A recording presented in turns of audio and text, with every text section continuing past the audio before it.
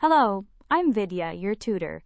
Let's learn light reflection and refraction together, step by step.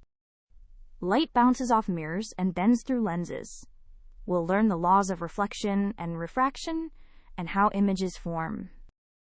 In reflection, the angle of incidence equals the angle of reflection. A concave mirror converges light to a focus. A convex mirror spreads it out. The mirror formula links image distance v, object distance u, and focal length f.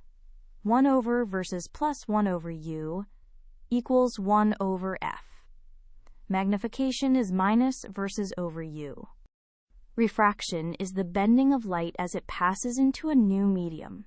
Entering a denser medium, it bends towards the normal. Snell's law relates the angles through the refractive index.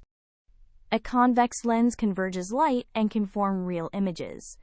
A concave lens diverges light, giving virtual images. The lens formula is 1 over versus minus 1 over u equals 1 over f. To recap, reflection keeps equal angles, refraction bends light by Snell's law, and the mirror and lens formulas locate the image. Well done! Great work! Keep learning with Vidya and visit CBSETest.com for free lessons, worked examples, and practice tests.